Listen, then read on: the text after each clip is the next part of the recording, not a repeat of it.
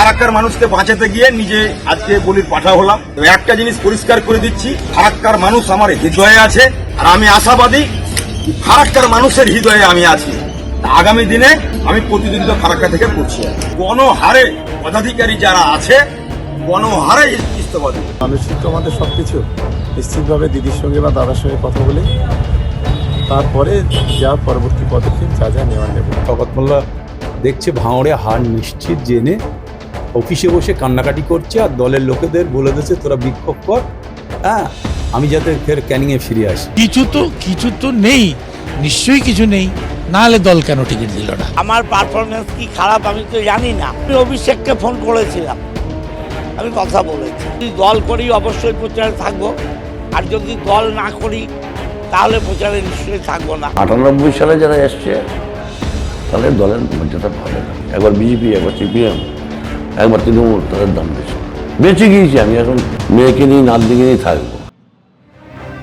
গতকালই তৃণমূলের প্রার্থী তালিকা প্রকাশিত হয়েছে এবং প্রার্থী তালিকা প্রকাশের পর থেকেই শাসক শিবিরে প্রার্থী কোন্দল, কোথাও প্রার্থী না পছন্দ, আবার কোথাও টিকিট না মেলায় বিক্ষোভ দেখালেন অনুগামীরা। দিকে দিকে চলল বিক্ষোভ মিছিল, এমনকি টায়ার চালিয়ে পথ অবরোধ করলেন কর্মী সমর্থকেরা।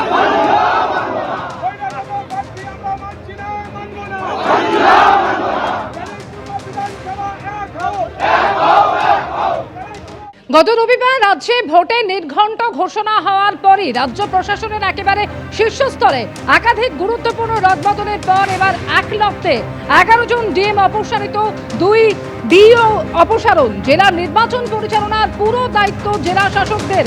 ভোটের সময় এই জেলা শাসকরাই ডিওর ভূমিকা পালন করেন। এসআইআর পর্বেও পুরো দায়িত্ব ছিল জেলা শাসক বা ডিওদের উপর। আর কারা কারা নতুন জেলা শাসক হলেন একবার জানিয়ে দিই। কোচবিহারের নতুন জেলা শাসক হলেন জিতিন যাদব, জলপাইগুড়ির সন্দীপ ঘোষ, উত্তর দিনাজপুরের নতুন জেলা শাসক বিবেক কুমার, মালদার নতুন জেলা শাসক হলেন রাজনবীর সিং কাপুর, মুর্শিদাবাদের আর অর্জুন। নদিয়াতেও জেলা শাসককে অপসারণ করা হয়েছে এবং সেই জায়গায় নতুন দায়িত্বে এলেন শ্রীকান্ত পল্লী। পূর্ব বর্ধমানের নতুন জেলা শাসক হলেন শ্বেতা আগরওয়াল। কলকাতা উত্তরের নতুন জেলা নির্বাচনী আধিকারিক স্মিতা পান্ডে, পুর কমিশনার স্মিতা পান্ডাকে দেয়া হলো কলকাতা উত্তরের দায়িত্ব এবং কলকাতা দক্ষিণের নতুন জেলা নির্বাচনী আধিকারিক হলেন রণধীর কুমার। রোল অবজারভার রণধীর কুমারকে করা হলো দক্ষিণ কলকাতার ডিও। উত্তর 24 পরগনার নতুন জেলা শাসক শিল্পা গৌরী সারিয়া। দক্ষিণ 24 পরগনার নতুন জেলা শাসক হলেন অভিষেক কুমার তিওয়ারি। দার্জিলিংয়ে হরিশঙ্কর পানিক্কার এবং আলিপুরদুয়ারে টি বালাসুব্রমণ্যম।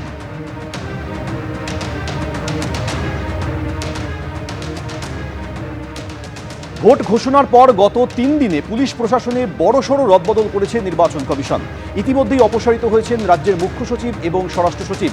অপসারণ করা হয়েছে ডিজিপি, ডিজি আইন শৃঙ্খলাকে। অপসারিত হয়েছেন দক্ষিণবঙ্গের এডিজি এবং উত্তরবঙ্গের আইজি। একই সঙ্গে অপসারিত হয়েছেন সিপি কলকাতা এবং রাজ্যের আরও 4 কমিশনারেটের সিপিরা। অপসারণ করা হয়েছে 12 জেলার এসপি এবং 5 জন ডিআইজিকে। আর এবার অপসারিত হলেন 11 জন ডিএম এবং 2 জন ডিইও। নির্বাচনের আগে পুলিশ প্রশাসনের অধিকাংশ জায়গাতেই নতুন মুখ আনছে কমিশন।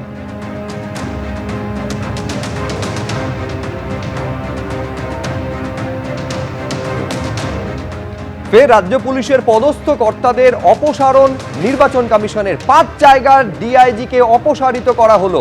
এর মধ্যে রায়গঞ্জ রেঞ্জ রয়েছে, মুর্শিদাবাদ, বর্ধমানের ডিআইজির অপসারণ হয়েছে। একই সঙ্গে প্রেসিডেন্সি এবং জলপাইগুড়িতেও ডিআইজিকে অপসারণ করেছে জাতীয় নির্বাচন কমিশন।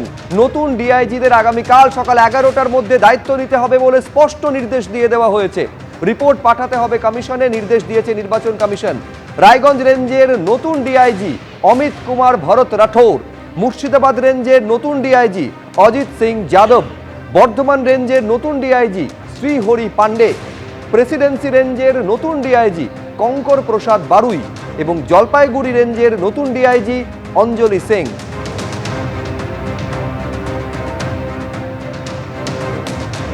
ভোটে নির্ঘণ্ট ঘোষণা হয়েছে রবিবার এবং তারপর থেকে একের পর এক মুখ্য সচিব, স্বরাষ্ট্র সচিবের অপসারণ থেকে শুরু হয়েছিল।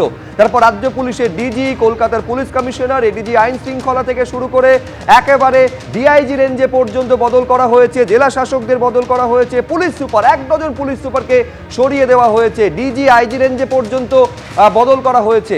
আর এবার 5 জন ডিআইজিকে সরিয়ে দেওয়া হলো।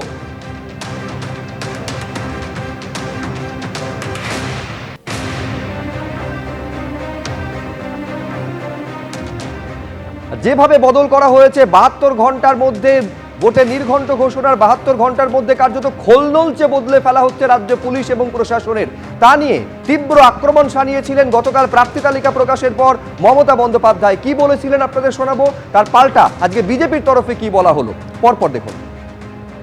ওদের আরএসএস এর কিছু লোক এসছে, আমি তাদের শ্রদ্ধা করি যারা পুরনো আরএসএস।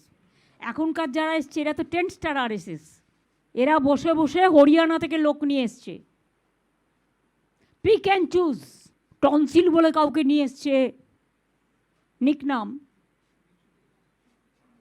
সে ঠিক করছে এখানকার চিফ সেক্রেটারি কে হবে, নিজের গলার টনসিলটা সামলাতে বলুন, যাতে টাকা ডিস্ট্রিবিউশন করতে পারে এই লোকগুলোকে দিয়ে, আর্মস আনতে পারে, ড্রাগ আনতে পারে। গায়ের জোরে বলছেন সব সেন্ট্রাল ডেপুটেশনে পাঠিয়ে দাও। এখন কোনো রকম কোনো ঘটনা ঘটলে প্লিজ দয়া করে আমাকে কেউ দোষ দেবেন না, টুটি চিপে ধরবেন বিজেপির রাজনৈতিক টুটি, এবং মেঘের আড়াল থেকে যিনি খেলছেন চন্দ্র সূর্য গ্রহ তারাও ক্ষমা করবে না এদের। নির্বাচন কমিশন, মানুষ এটা প্রত্যাশা করে, পশ্চিমবঙ্গের মানুষ, যে সারা দেশের সর্বত্র যেখানে শান্তিপূর্ণ নির্বাচন হয় সেখানে পশ্চিমবঙ্গের নির্বাচনে কেন এত রক্তপাত, পশ্চিমবঙ্গের রাজনীতিতে কেন এত রক্তপাত।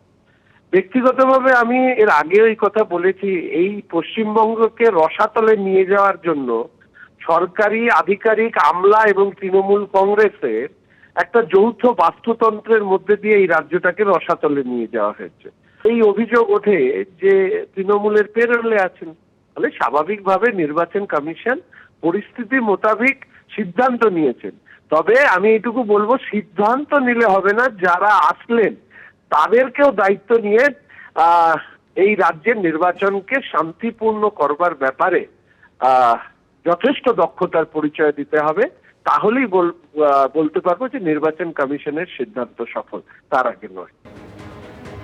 ভোটে নির্ঘণ্ট ঘোষণা হওয়ার পর থেকেই প্রশাসনের শীর্ষস্তরে একের পর এক রদবদল হয়ে চলেছে। কি বলছেন এই প্রসঙ্গে তৃণমূল নেতা শোভনদেব চট্টোপাধ্যায়, শুনুন। ইলেকশন অথরিটি, ইলেকশন কমিশনার যিনি হয়েছেন সারা দেশের, আমি মনে করি না যে উনি তার নিজের পদের প্রতি সুবিচার করছেন না, এবং তিনি যে ভূমিকা পালন করছেন 100% একটা দলের হয়ে কাজ করা যাকে বলে সেই কাজ করছেন। এটা জেলাশাসক বদলিদের প্রভাব কিছু পড়বে না, মানুষ সিদ্ধান্ত নিয়ে বসে আছে, খালি ইলেকশনের ডেট অনুযায়ী আরম্ভ হয়ে যাবে। বাংলার মানুষ দেখেছে গত 5 বছরে নয়, গত 15 বছর ধরে মমতা বন্দ্যোপাধ্যায়ের ভূমিকা, তার প্রো পিপুল স্ট্যান্ড, তার বিভিন্ন কাজ দেখেছে। ওদের পুলিশ বদল করে দিয়ে ওরা যে সমস্ত ভয়ের একটা বাতাবরণ তৈরি করার চেষ্টা করছে, ওগুলো করে কিচ্ছু হবে না, একজনও তৃণমূলের কর্মী ভয় পাবে না। এবিপি আনন্দ, এগিয়ে থাকে, এগিয়ে রাখে।